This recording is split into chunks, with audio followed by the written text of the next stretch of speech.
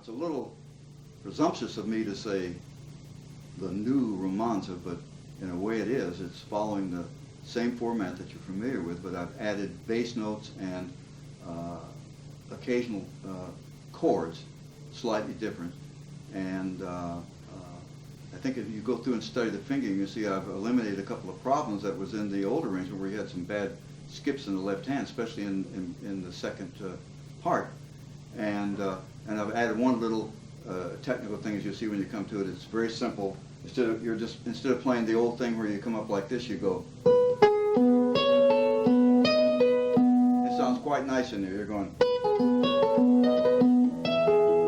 And I've put little chords where ordinarily you just played one chord.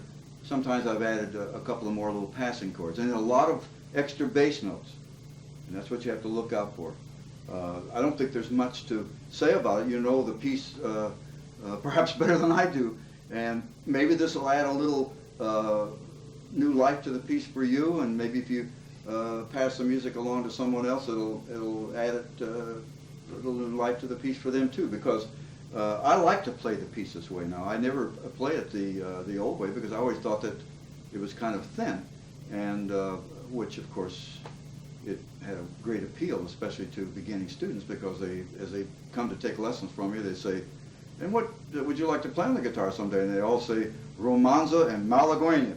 So we'll make it a little harder for them now. They won't want to tackle this now for a while. So it's not adding a lot. The ending, you notice I've marked on the music sol tasto. We might as well talk about that. I'm sure some of you will know what that is, but that means over the fingerboard. So after you play that last chord progression there, which is just one chord, it's really not a progression, it's just a series of chords. Come up over the fingerboard and just go as soft as you can with the thumb. When I do that, I just plant the three fingers and just go. You want to put a little vibrato on the last note, it may not come out, but it looks good. Okay, so why don't I just play this piece for you? You know it well.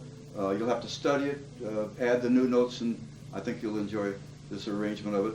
I don't think there's much I can add to it. The same old thing, we're going to play letter A twice, letter B twice, once to letter A, coda, and out. Okay.